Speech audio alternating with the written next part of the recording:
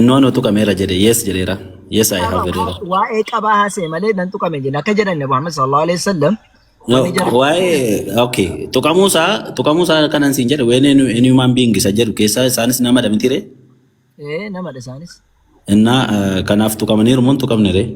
Hadiisa kamitti salamaffaa masu tokkoffaa gaafate irratti. Salamaffaa si gaafate irratti. Salamaffaa Sahih Bukhari irratti ilma namaa kamiinuu gaafa inni dhalatu seexaanni hin tuqxiini quba siitiin jedhan. Nama namaa kamiinuu eenyuun malee. Kanaaf isaanis tuqamaniiru mitire. Okay ishee kana sirraa adda baasuu fedhen. Tokkoffaa tuqamaniiru jechuudha jalqaba irratti. Garuu sanarraati qulqulluu tuqamuu kana qofaa yuumti Nabi Muhammad sallallahu alaihi wasallam dhalatanii malaa'ikonni bu'anii qalbii isaanii kana maal godhan sarjarii godhanii kee baasanii dhiqanii gataniiru iyyuu tisii dabala kana sirriitti beektaa laata kana seenaa kana. Hin beeknu kan hubachuuf.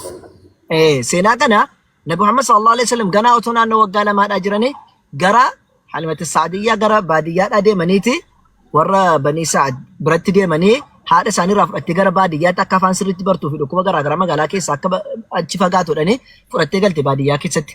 Gaafa baadiyyaa keessa fudhatteedhaa deemte guyyaa tokko hiriyoota isaanii waliin taphataadhaa jiraniiti. Nabi Muhammad sallallahu alaihi wasallam gidduutti malaa'ikonni dhufanii qabanii lafaadhaanii kana baqaqsanii onnee isaa keessaati kun waan xuraa'aadha jedhanii keessaa baasanii eeggatan. Qulqulleessan jechuudha. San booddee ijoolleen fiigaa dhaqxeetu itti himte waan raawwatame kana. Yeroo fiiganii dhufan wanti sun raawwatamee ka'eera jechuudha.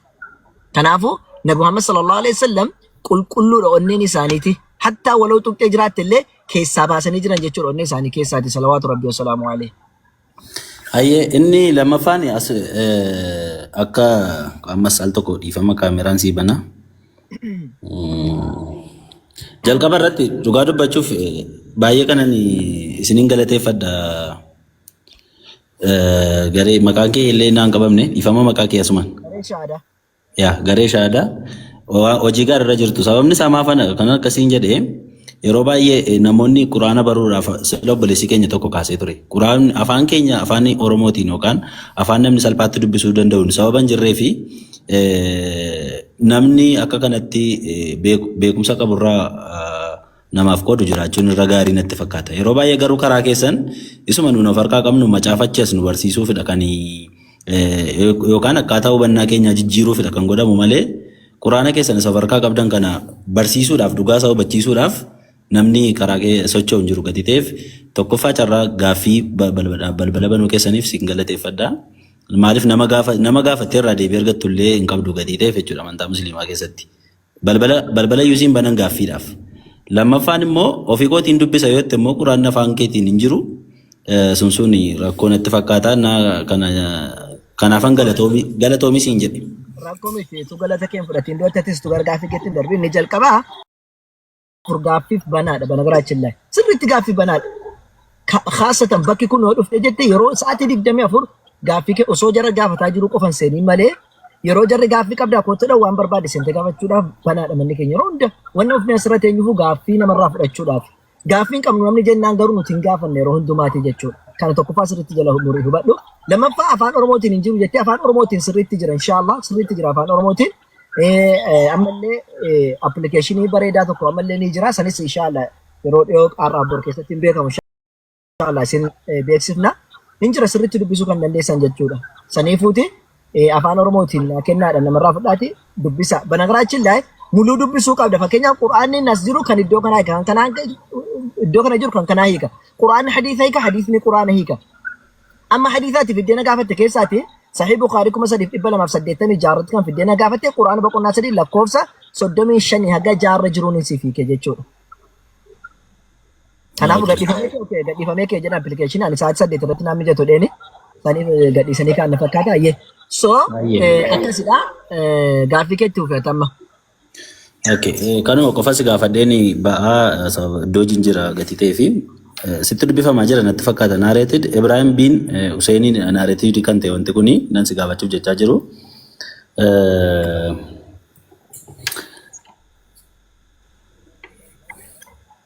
Ifamaan tokko. Dubbifama miti hin argamaa? Dubbisee rakkoon tokko hin jiru. Yaa iddoon ani irraa si gaafachaa jiru Wayitu anarra bu'ee dhanii yeroo isaan itti of ajjeesuuf turan yookaan gaararraaf darbachuuf turanii akkas jedha. A man beat another man's hand and the latter pulled his hand out of his mouth by force, causing two of his course or teeth jedha to fall out. They submitted their cause to the prophet who said, one of you beat his brothers as male camel bites. Go away. There is no dia or blood man bilbirra gatiin dubbisaa jiruuf kun akkasitti mul'atu. Nuyi kime maal jedha laata? Okay.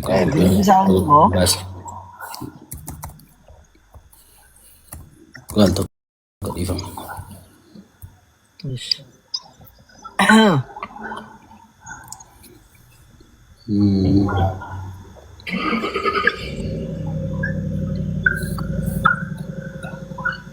Kutaan kun illee kutaa yeroo itti baay'ee gaaffii natti ta'udha.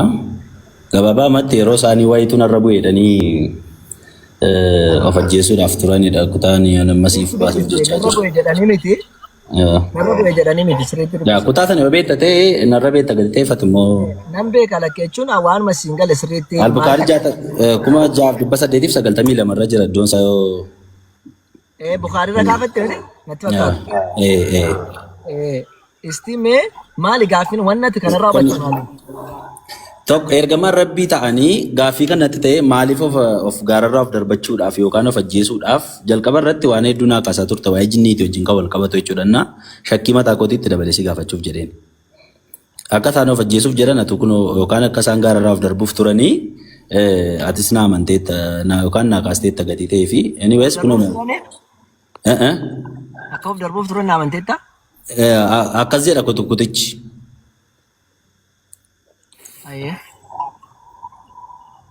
Dubbisni maaliif yaa baasaan jira konnekshinii kootu na dideeti naa jira laali. Bukaariidha? Eeyyee. Isti baasi. Konnekshinii qobbadee jira laa kun naannaa jira laali. Rakkoon hin jiru olmaan dubbisuu wayya. Eeyyee. Yoo monti dhiyoo si mijate immoo naa baasuu dandeessati. Kuma jaaf 892 irra jira. 6,892 yookaan 68,92 irra jechuudha. Naa baasisi yookaan. Ayyee. Abshir.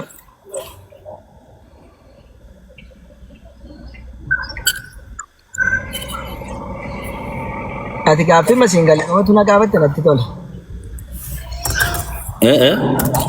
Gaaffii macharratti siin galle maal hubatte maal si galuu dide waan jedhu bichaa sirraa barbaada. Maaliif gaararraa yookaan maaliif of ajjeesuuf turanii gabaabumatti? Maaliif of darbuuf turanii naan qabaman? Ishee makana duwwaadha gabaabumatti jechuudha. Ayya sii galee ramti amma? 92 anaadhiis isaallee achirra kun akkasiin jedhu. Sahih Bukhaarirra hin jedhu. Sahih Bukhaarirra. Ayyee qoshina baasaan tokko. Akkasumatti si dubbisuu danda'an garuu bakka isaa waan hin beekuufidha. Garuu baasiin jechuu barbaadeen malee. Ayyee naa dubbisi kaashiroo montinii taatadati. Akkasuma siimuu danda'a. Natti mishira kongo. Ani barnootaaf malee yookaan sila waan biraadhaaf miti dhuguma kanaan dhufe. Akka kanatti hubadhu. Jalqabas dubbadde. Isaa jirtu garuu waa'ee sana akka hin taane naa hubadhu. Dingata nama sitti meelaa qabattee dhufte na fakkaata. Kunoo dogoggoran qabadde hin ta'a malee namni natti miti manoo maal of harkaan qaba sitti maan jedhamti. Hin jedhu bakka amma baaste mee baasi. Waalaikum assalaam kibal haal. Alhamdulillah. Yaada sana beekta taanaan garuu na hubachiisi salphaamatti. Yaada sana beeka garuu bakka ati amma baaste isaa miti sin jechuu barbaadeen maaliif jennaani gaaffii akka gaaffiitti fidattee dhufuun waan dhageesse tokko dhageesse dhufuun rakkoodhaa miti. Garuu bakka ati amma baaste 6,892 irratti waa'ee kanaadhaan dubbatu.